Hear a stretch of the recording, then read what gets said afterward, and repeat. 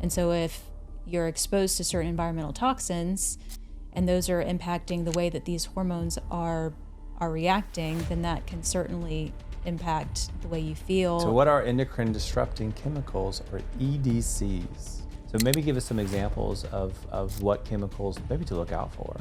Chemicals that are in our beauty products or in household cleaners or things that we use around the house every day. So by the end of this episode, you would understand exactly how the environment may or may not impact your health. With a little health and a little wealth and a lot of love, that's a life that we live.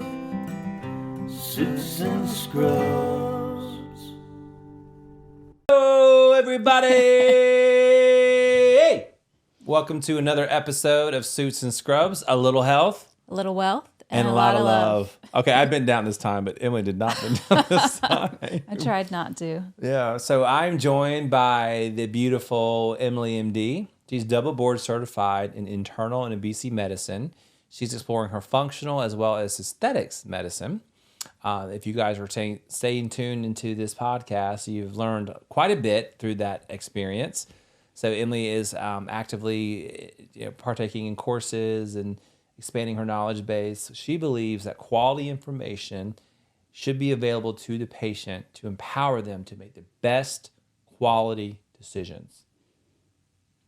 Fun fact about Emily, we talked about this last episode, but again, if you're tuning into us, she is redhead.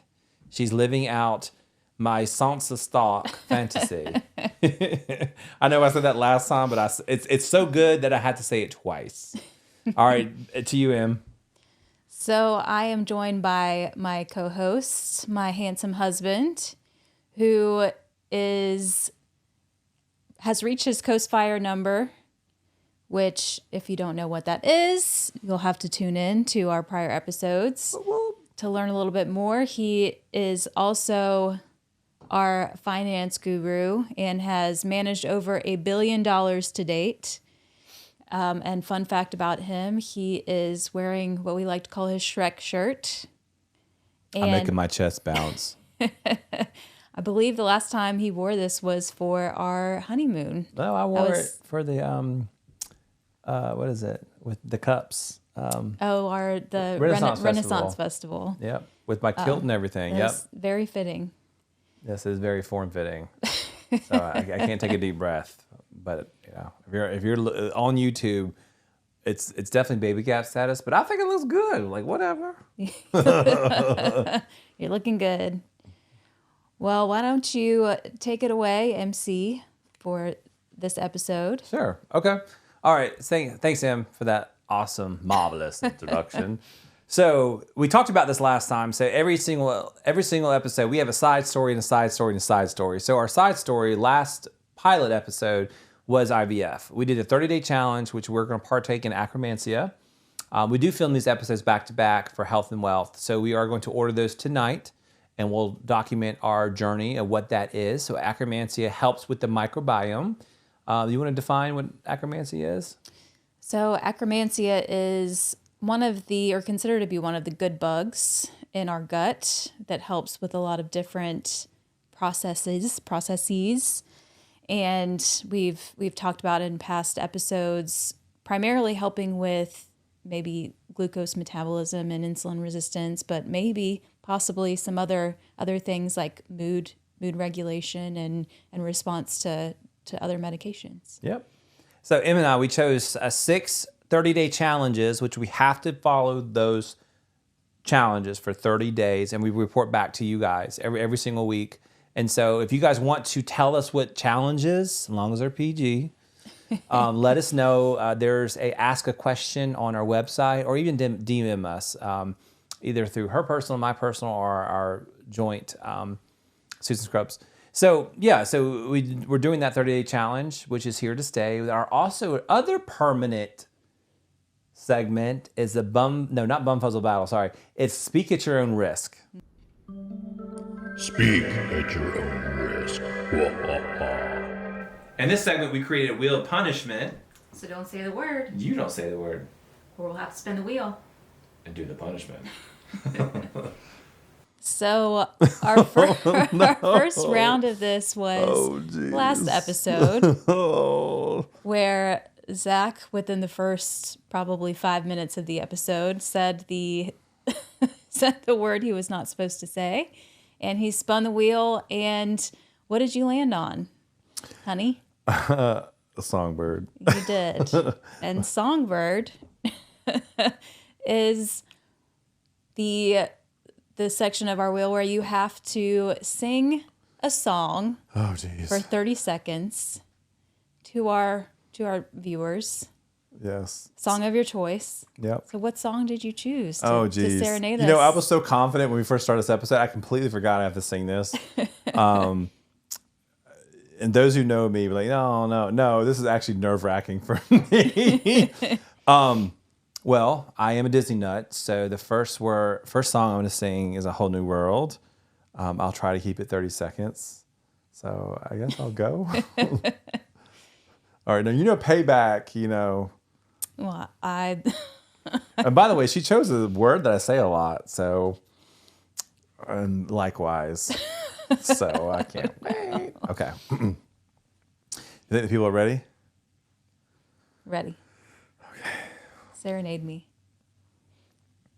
I'm looking at our phone to look at the lyrics. I'm stalling.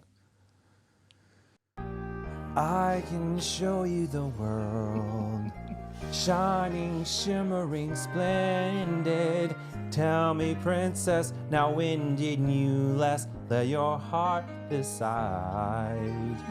I can open your eyes, take you wonder by wonder, over, sideways, and under, on a magic carpet ride. A whole new world, a new fantastic point of view. No one to tell us no, or where to go, or only say we're dreaming. Yay. That's all I got. I can't believe I got that spin. That was beautiful. I don't know about that, but okay, now that's over with. What are we talking about today? One of your karaoke favorites. Deep breath. All right, so the reason why we're here today is not to hear my god-awful singing. It's to talk about health impacts of environmental toxins. Crunchy moms, if you are listening, this episode is for you. Can the environment impact your health? Stay tuned. We'll find out. So by the end of this episode, you would understand exactly how the environment may or may not impact your health. Okay, so the first segment we have is the Bum Fuzzle Battle.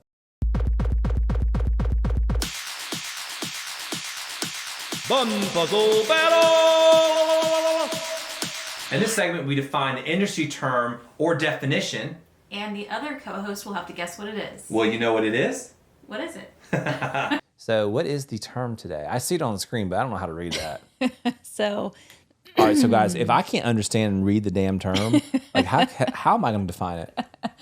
the word today, the Bum Fuzzle Battle word, is Hypospadia. Can you use it in a sentence? No, I cannot. Actually, can you spell it out for people so they understand what it is? Hypospadia.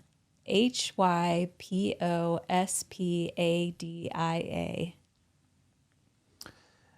Since we're talking about environmental toxins, I believe that hypospadia, hypo means hyper, which means extra.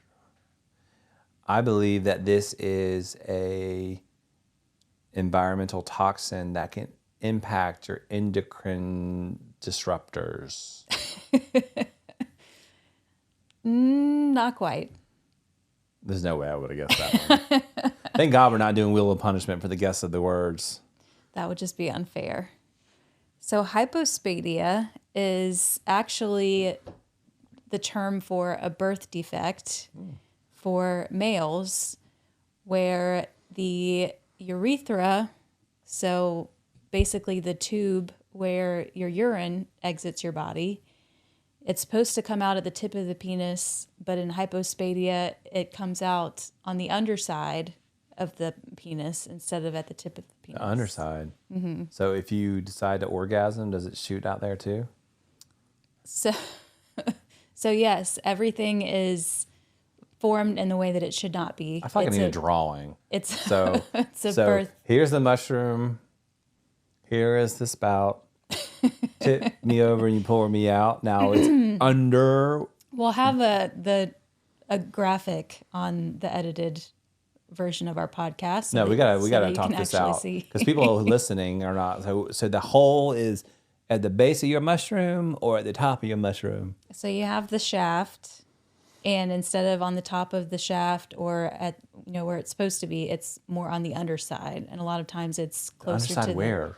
Closer to the scrotum. Oh, that's weird. So you have your whole wiener, and there's no tube in there. I mean, there is. It comes out at the wrong place. It comes out the base of your. It's a birth defect, which is typically surgically corrected. But Okay. yes, it's. What if it's not surgery corrected? You usually will jizz out of your balls almost. I mean, generally it is surgically corrected, so it's. Is there any like issues with that? Sorry, y'all. This is like I obviously I had no tip off here. I'm really interested. Like, is there any like health other than just being just weird?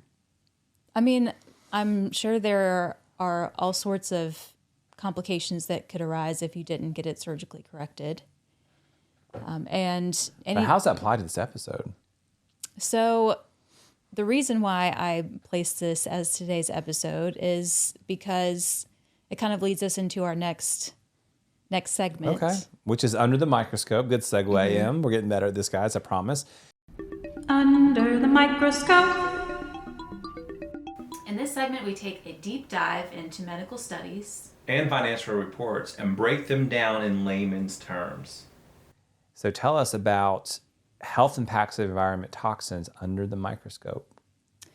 So we are going to talk a little bit more about the history about environmental exposures or endocrine disrupting chemicals that can result in some serious health problems. And in this case, kind of one of the most well-known chemicals that we kind of started us on this on the research of endocrine disruptors would be DES, which was a diethylstilbestrol, was a medication that actually came out many years ago and was thought to help women who were pregnant to carry their pregnancy to term. So it helped to prevent miscarriages. What was this again? DES. DES. And what is DES? Is that like a toxin or is that like a... It was a medication that impacted, female hormones that was thought to at the time to help carry a pregnancy to term. So for women who maybe previously had miscarriages or had problems in their prior pregnancies were given this medication, but they found out the longer this medication was on the market that it was resulting in some very serious birth defects. So for women who were carrying males for male babies, this was a common, potential side effect of that exposure. And if they had female babies, if they were carrying females, they would often have increased risk or increased incidence of certain vaginal cancers. And so it was something that was on the market for 20 plus years. Jeez. And it took a long time before they realized that it was actually causing a lot of, potential fertility and reproductive issues in their, not only the women that were taking the medication, but the children that they were carrying. Yeah, that's an interesting thing because there's a lot of controversy. I'm going to say it. Like, I remember the whole COVID vaccine. I would say that we still wouldn't know for a long time, like what if there is any side effects of the COVID vaccine. Like I don't know. Like I'm a health novice, but it does speak to, like, for example, antibiotics. The reason why my dad had 3 children with my mother, biological mother, 4 children total, is because they didn't know antibiotics was a not a contraceptive, but it did not work with birth control. So they didn't discover that for a while, not like at least for my parents. So there are some side effects to medicines that you just don't know. So like, could there be side effects with the COVID vaccine or any vaccine for that matter? And I think it's, we worry more about man-made chemicals too that we don't even think about being something that we use for treatment of health conditions, because we do highly regulate prescription medications now, but it's more the other things that we're exposed to, whether that's chemicals that are in our beauty products or in household cleaners or things that we use around the house every day that is not as highly regulated as the medications that we consume. Interesting. Okay. Anything else with Mind and Money Matters you want to hit on? Under the microscope? Under the microscope? No, we can kind of move on to the body of today's episode. All right. So what are endocrine disrupting chemicals, or EDCs? So endocrine disrupting chemicals are basically substances that can impact our hormones. And so... Why would that matter? So, I mean, as many of us know, our hormones are involved in many different biochemical reactions or bodily processes. Which we talked about last time. Yeah. I'm still on Aunt Gretchen. Gretel, Hansel and Grelin, there it is. Which is your hunger hormone in your stomach, which we talked about last time. So, I mean, your hormones are involved in basically in signaling, so enacting different reactions between different organ systems. And so, we talked a lot about like thyroid hormone and estrogen and androgens, and then you have, insulin and other hormones that can cause a lot of downstream effects and a lot of chronic conditions and symptoms for people. And so if you're exposed to certain environmental toxins and those are impacting the way that these hormones are reacting, then that can certainly impact the way you feel and can impact, chronic conditions. So endocrine disrupting chemicals are just chemicals that you use in your everyday. So maybe give us some examples of what chemicals maybe to look out for.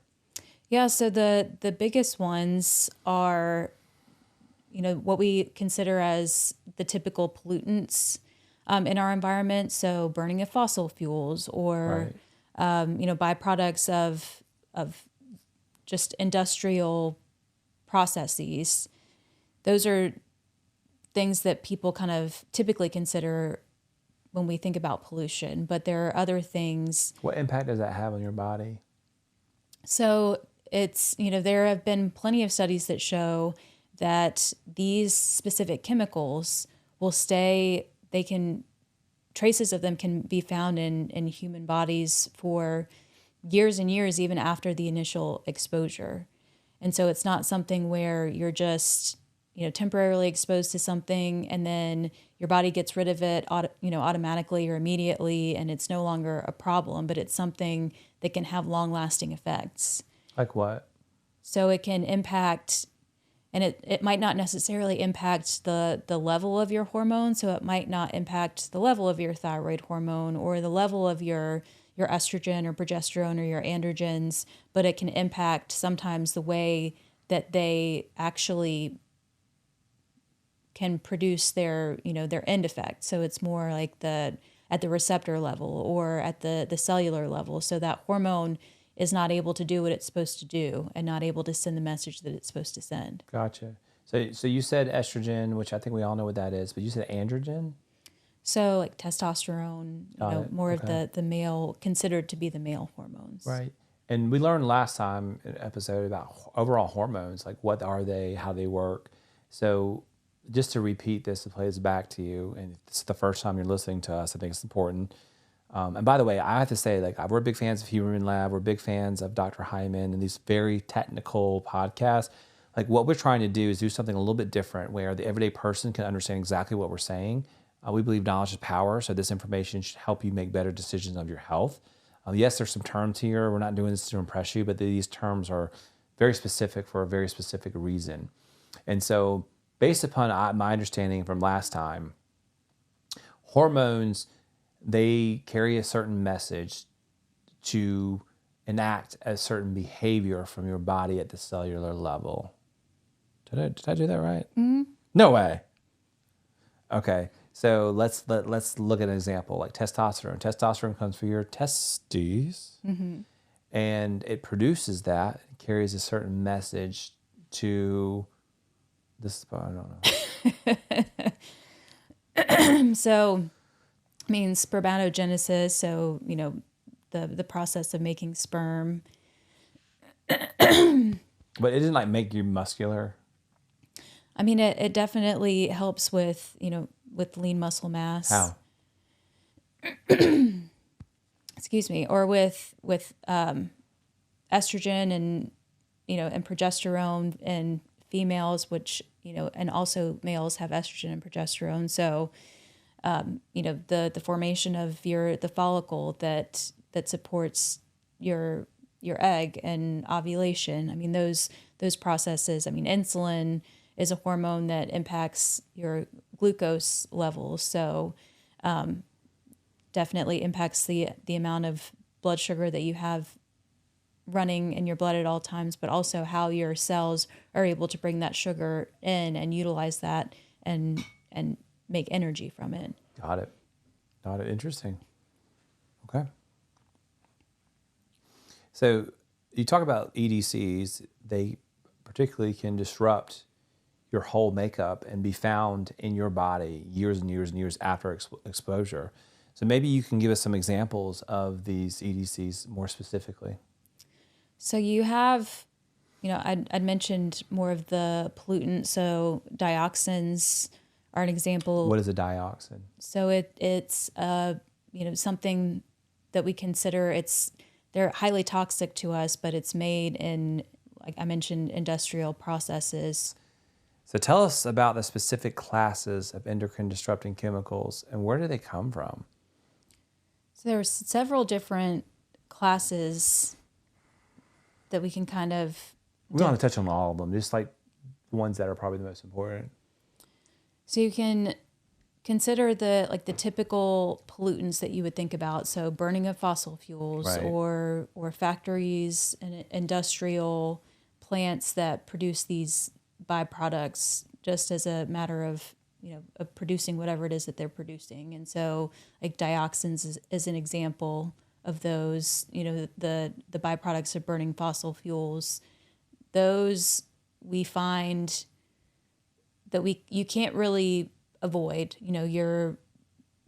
Especially if you live in a city that's in the midst of all of these industrial plants, or if you're living further out in rural areas, you're probably less exposed to them. But living in the U.S., you're probably going to be exposed to them in most places if you live close to a city or in the surrounding areas. But the other big things that we actually can affect, or that we have some control over, are phthalates, like plasticizers. So things that were created to make plastics more pliable, or like parabens. Like saran wrap and stuff like that? Yeah, so like plastic, saran wrap, plastic water bottles, just plastics in general. A lot of, we're in a time of,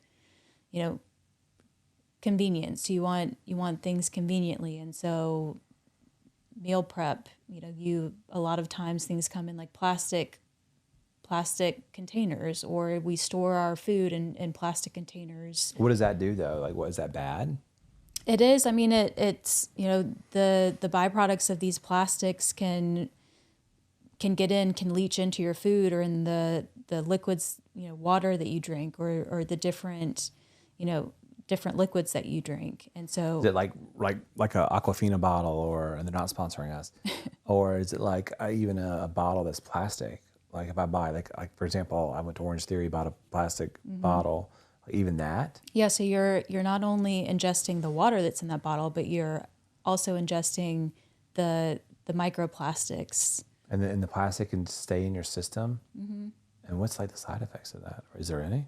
So, as I mentioned, it's an endocrine disruptor. So it disrupts how. What does that mean again? It disrupts how your hormones. That's right. Send messages. Okay. Wow. Like, is it a certain level of these plastics or a certain level of these microplastics that can impact? Like, so of a little bit? Because honestly, can anyone avoid them in our today's society? In today's society, no, you can't completely avoid them. And so you really want to minimize your exposure. And something. What would that mean if you minimize your exposure? So minimizing exposure would be, for example, not drinking out of plastic water bottles. So is it better to drink? Sorry, we are drinking out of copper tin cups right now. And again, this is a recorded date night for Susan Scrubs. We are drinking, what is this?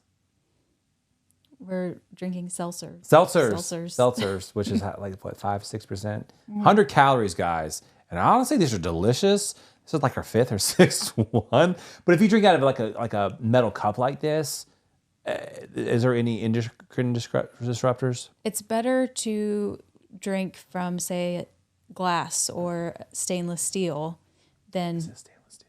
I think the inside. Or the inside stainless steel, guys. But if you're drinking from plastic cups or plastic water bottles, a lot of people have heard of BPAs because it's advertised like BPA free. It's plastic, but it's BPA free. What does that stand for? It's another type of endocrine disruptor. But we don't know what BPA stands for. That's okay. We don't. That's fine. I don't know this specific. Okay. Keep talking. I'm going to look it up. I did maybe a few hours ago, but I can't remember what exactly. After 6 seltzers. So what, no, but keep going. What is, so it's like stainless steel, so you can't avoid them. I mean, they are everywhere. So glass is good. Stainless steel is good. Parabens, that's another endocrine disruptor, which we see a lot. I think a lot of people are familiar with it just when they buy products. What did you say it was? Parabens. Parabens. What is that from? So a lot of times we'll see if we're trying to buy like shampoos or conditioners, paraben free. You know, that's the big thing. These now. crunchy moms are listening to us right now, and they are jumping up and down their seats. I bet you they know every single chemical, all of that. So it's in your shampoos. Like, what is paraben like? What would that do? Is it clean you good or something? I don't know. It's okay if you don't know the chemical, but just I guess you're telling us is to avoid these chemicals if you can. Yes, and so. By the way, Google results are in. Okay. You ready? Mm-hmm. I can't pronounce this. I'm so my ignorance, but I put BPA in Google and Bisphenol A. Bisphenol A is a chemical produced in large quantities for use primarily in the production of polycarbohydrate plastics. This is what we don't want. Mm-hmm. This is what we don't want, y'all. And so a lot of companies are producing plastics that are BPA free, but there are also some other, potential endocrine disruptors or toxins in other forms of plastics, even if they are BPA free. And so we have BPA, we have the shampoo. What is that called again? Parabens. Shampoo. You've got diatoxins, which is in your fossil fuels. Dioxins. Sorry. Combustions of fossil fuels. And what's the side effects of those? They're all. They're all the same. Kind of consider this. Every one is probably a little bit different or acts a little bit differently, but just consider them all as potential endocrine disruptors. Gotcha. So they all disrupt endocrine. Gotcha. Mm-hmm. So that's 3. Is there any more that you want to hit on that may be more common for folks? So the biggest ones that we've already kind of talked about are your pesticides and fungicides, herbicides. We all know pesticides. maybe not fungicides. And what was the other one you said? Herbicides. So yeah. What we treat our crops with to get rid of the bugs or the pests to help them grow so that we can harvest them and use them for food. But something just popped in my head. That was pretty funny. Yeah. So these are the biggest. There was actually in the 1970s there was a specific pesticide that was used, and they found that the migrant farm workers were all becoming infertile, and they didn't, they noticed that as a trend, and the common denominator was that they were working on these farms where this pesticide was used, and they weren't able to have children. None of them were able to have children. And they found that this wasn't only, as I kind of mentioned earlier, it wasn't an immediate result of being exposed to that pesticide, but it was even long lasting. Even 8 years after that initial exposure, they still were not able to have children. They were still having... Can they get it out of their system, you think? Or is just like permanent damage? It depends on the extent of the exposure. If it's something that's constant and that happens over a long period of time, sometimes your sperm count doesn't come back up. Sometimes, and it's not only the sperm count, but the morphology, having abnormal formation of the sperm head or having double sperm heads. I mean, the quality of the sperm is impacted too. Interesting. So we talked about what EDCs are, which are endocrine disrupting chemicals.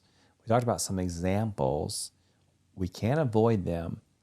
Can we test for them? Is there any way that what can we do to understand what our, I don't know, what your toxology levels are? I don't know. Like how would we know if our endocrine disruptors are impacted? It's, again, not something that's commonly tested for in your traditional or mainstream medicine unless there's a known exposure to, and the other thing I didn't mention was heavy metal exposure, so like mercury exposure, right. lead exposure, we know about lead, arsenic exposure, yeah. and so in fact in real estate school you actually have to know if a certain house is built at a certain time period, and you have to disclose that there's lead paint. If it's I think it's 1930 something, 1920, I don't know. If you guys are a real estate agent, you will know this because it was on my real estate test. If it's a certain year, you have to disclose that. You have to ask that question. You have to do it as a due diligence thing to make sure, and you have to test for it. And like, do you know the side effects of lead and all that, or is it all the same? I mean, it really depends. I mean, with lead exposure, sometimes it could be like neuropathic, brain function, or kind of like the nerves in your, having like burning or tingling or numbness. Sometimes they're more vague symptoms like, chronic fatigue or like impacting your blood cell counts, your immune function. And mercury is something that we really focus on for pregnant women because we know it can impact the unborn baby, it can impact the fetus. But how? So, I mean, it can be, if you have high mercury levels, it can be damaging. And the other thing that I didn't mention about the DES exposure, when we talked about the history of some of these toxins, are that it doesn't only impact the baby in the womb, but also the baby's genetic material. And so you can also pass that down to, further lines, further generations. So that mother that was exposed to DES is not only impacting her child, but also potentially her grandchild. Because if you think about it, so it's generational, multi-generational, and yes. And like big exposure to mercury. What are the specific side effects? I'm not sure if I understand. I know the impact, and I think about, it's interesting because you think about mercury. It's like a lot of it's in salmon, right? Salmon skin, I hear. Or just certain types of fish. Right. That's why you like fish oil. You have to be careful because they say if you take too much of it, it's too much mercury. But I don't know if that's true. I don't know. Well, there are specific types of fish too. It's like, you tell pregnant women that they can only have so much fish and certain types of fish, and I can't remember if it's specifically like swordfish. There are certain types that are thought to be have higher mercury content. That can and if you think about it, it can be dangerous to us, but for a developing fetus that still has a lot of parts of their body that need to grow and mature and form in the right way. If you have that's why people don't say don't eat sushi. Wow. I remember watching a TV show, and I remember it was The Game, and Derwin was walking in there, and his baby mama, who wasn't Melanie, which we're still mad about that, by the way, she was in there, and she was over there eating sushi. He says, "Don't be messing up my baby eating sushi." I never understood what that meant. So that meant like you have potential exposure in mercury, which will impact the overall fetus. And I always bring up Mark Hyman, and we talked about this during the last episode too, where he was living in somewhere in Asia and had constant mercury exposure, and he had mercury poisoning and had a lot of kind of systemic issues poisoning? Where he was. Do we know what that means? Where he was constantly fatigued. He was, chronic Maybe pain. that was going on earlier. Chronic pain, joint pain. I mean, a lot of non-specific symptoms. And you ask about whether, and we kind of, we talked about testing, and that it's not typically done in your traditional primary care setting unless there's an obvious exposure. Like I lived in an old house. What? What did I say? Obvious. I knew that was the word. And it's funny because Emily will say obviously, and she goes obviously. And I told her every time she says that, it reminds me of Antoine, who says obviously, hide your kids, hide your wife. They're whipping everybody out here. That dude. All right, well, get the wheel. Do I have the wheel? I can't believe you said the word. And I was shocked because I kept saying obvious. I was actually kind of leading the witness here. I honestly knew that was the word, and I was How trying did you not know to that say was the it. word? Because I know you. I know my husband. Or did you see the word? No, I didn't see the word. I just know you. All right, spin it really, really good. Okay. Yeah, about to say, normally you say obviously like all the time, so it was just like weird. All right, y'all, listen to click clacks. Ready? Do it hard now.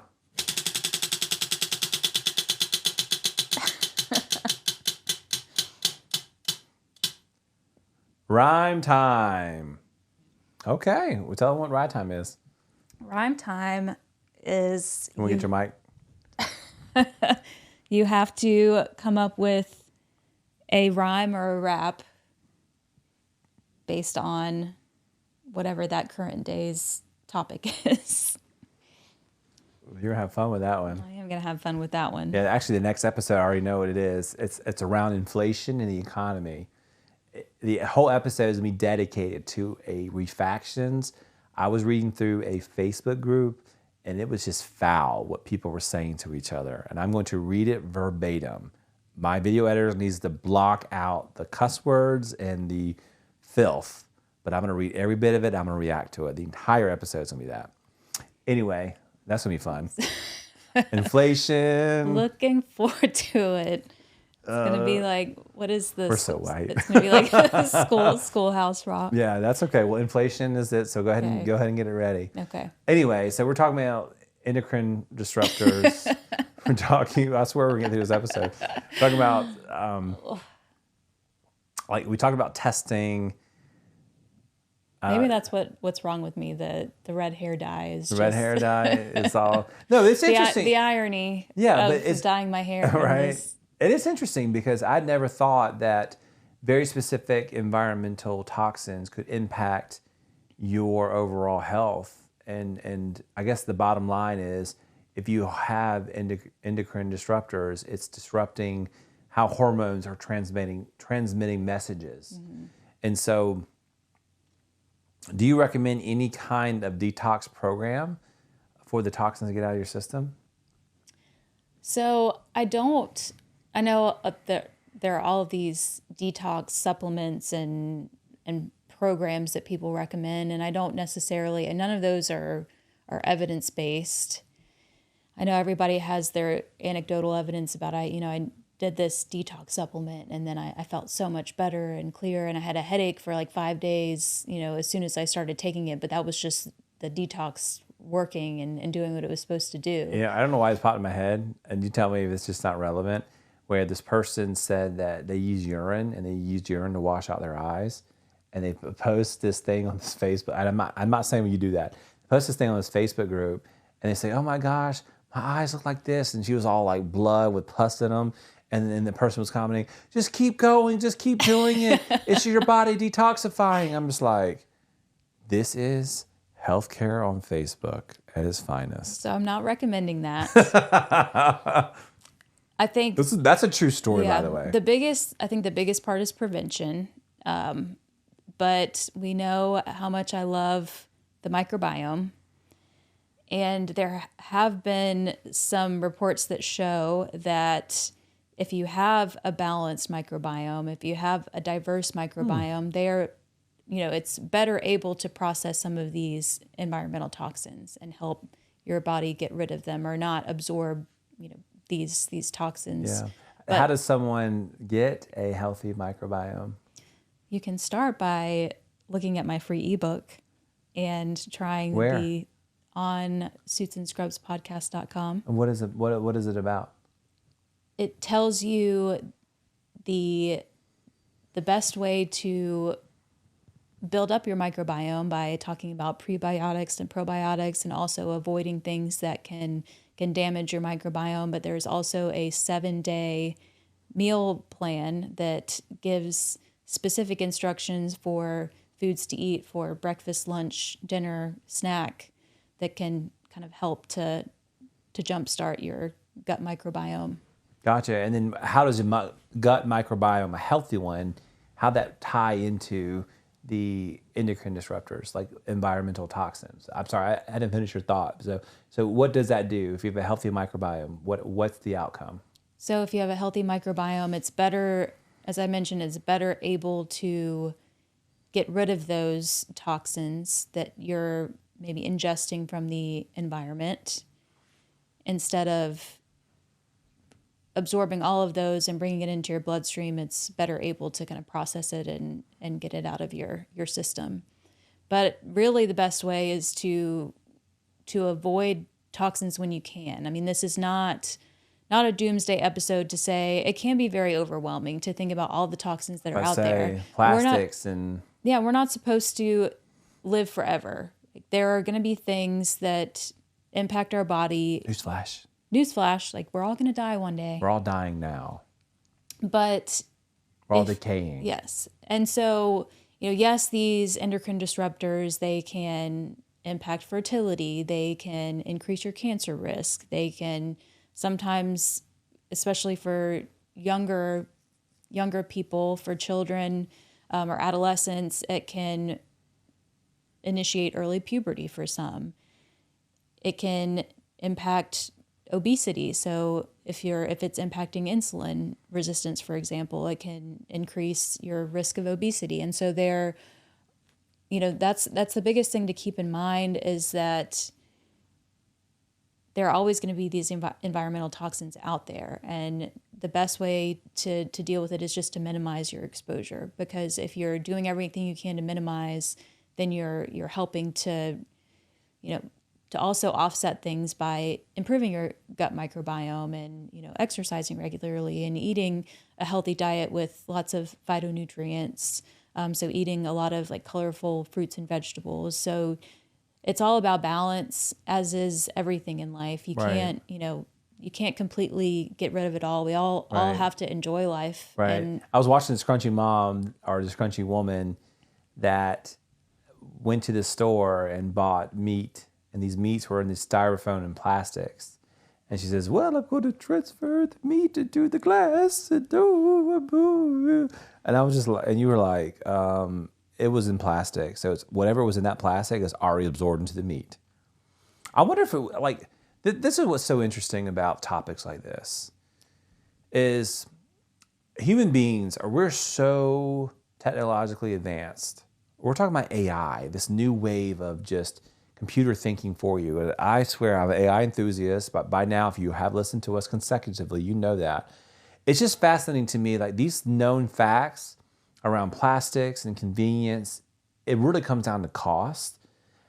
Like, it's just daunting to me to figure out how do we change our behaviors, and how we have the technology now to stop this and to not to induce, like for example, fossil fuels. And I don't want to get on a whole tangent on this, but I will for a minute. I did take an engineering class in college where we have enough technology now that we'll never have to be dependent on fossil fuels. But the reason why we are dependent on fossil fuels is because, a lot of people believe is lobbyists, and the most wealthy people in the world are usually fuels, like oil companies. People think it's the Bezos and the Elon Musks of the world, but it really is it's the people that are not like raising their hand. So there's a lot of opportunity, and I think we are technologically advanced where we can replace these harmful chemicals. It makes me think twice about taking a water bottle to the gym or using it for a protein shaker. All my bottles are plastic. Like, is that harmful for me? Yes, but yeah, and we have our stainless steel water jugs that we drink out of now. We do. And when I meal prep, I specifically had glass containers so that we I saw that. And the other thing to consider too is when you're warming up your meal prep. I mean, I try to warm our food up in the oven instead of warming it up in plastic containers in the microwave. Or if you are warming it up in the microwave using a glass container. Those are some ways. The biggest thing to consider too is a great resource. I mentioned this in a prior episode, the Environmental Working Group, where they specifically every single year they will assess produce, and you've got your Dirty Dozen and your Clean 15. Your Dirty Dozen are it's the produce that even after you wash or you peel, there's still a significant amount of pesticide residue that you're ingesting. And so those are the Dirty Dozen that you should buy organic versus the Clean 15. Wow. The Clean 15. Do you have this in your ebook? Yes. The Clean I didn't know that. 15 are the specific top 15 of produce that you could probably get away with getting regular instead of organic. And as we know, organic is typically a lot more expensive than getting the non-organic. Usually like double, but yeah. But it's worth it though. Like I didn't realize this in your ebook. I really did. I've read your ebook, but I don't remember seeing that. And I think that's really powerful. I think people could understand. And so your closing thoughts are, you can't avoid them. We're going to die anyway, which again, this is not a doomsday episode.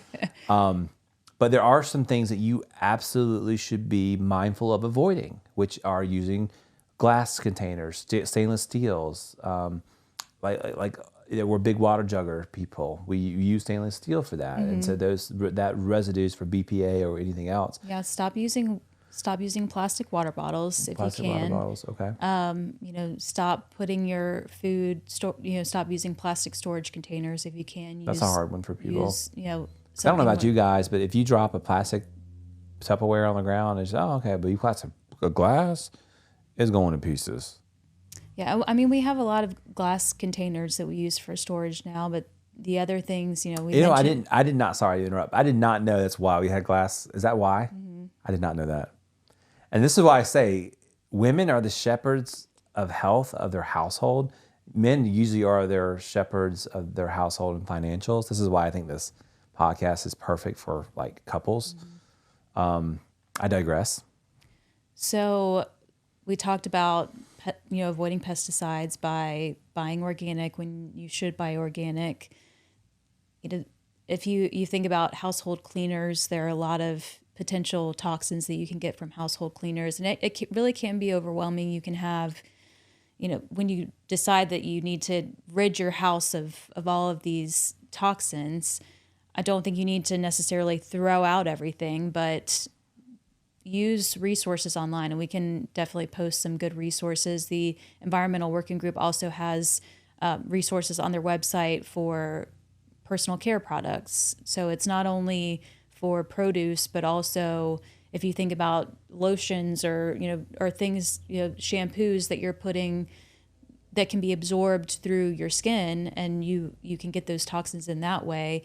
Every time you run out of a shampoo or every time you run out of a household cleaner, look on these resources on these websites to determine what's a better alternative. And sometimes it is more expensive. But sometimes it's not. Sometimes you can find things that are affordable that are not exposing you to those potential toxins. Yeah, I wonder if someone has the same life expectancy if they're exposed to these level of toxins versus not. That would be interesting. I don't know what studies say about that. I don't know if you could speak to that or not, but that just something just popped in my head as we're talking about. So what would be the motivation behind, obviously the endocrine disruptors, but are they powerful enough where should I make a life change?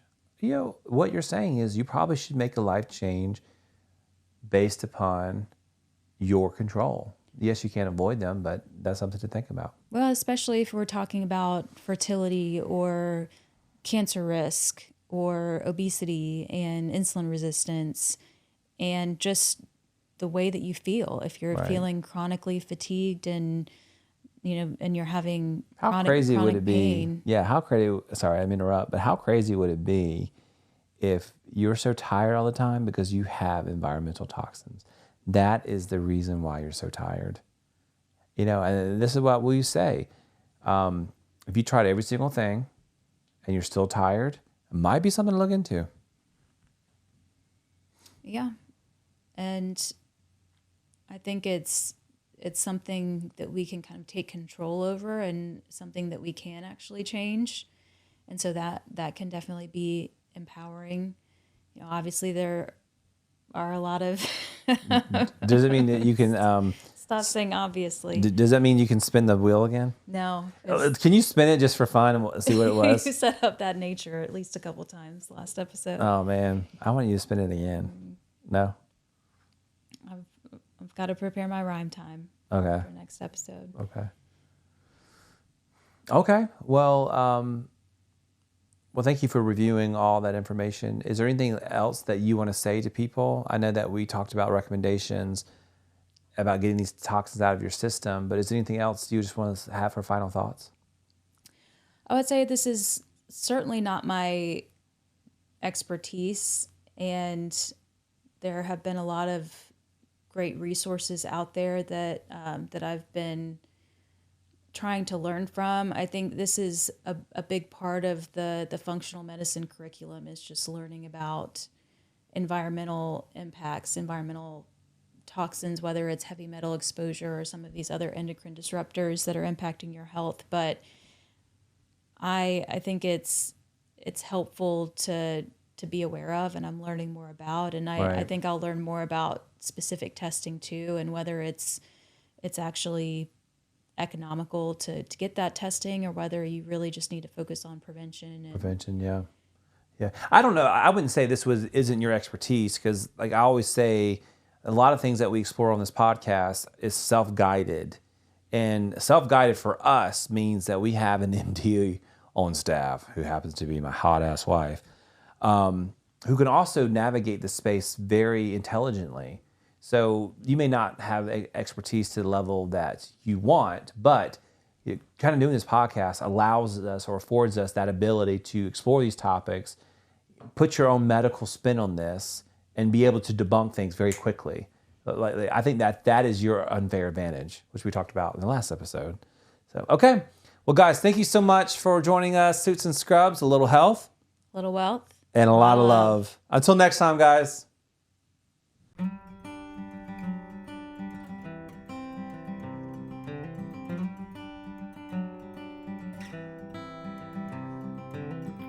He's on the hustle, she's on the grind. There's no time to kill. We're saving lives and new deadlines, and there's some holes to fill. With a little health and a little wealth and a lot of love. And that's a life that we live. Suits and Scrubs.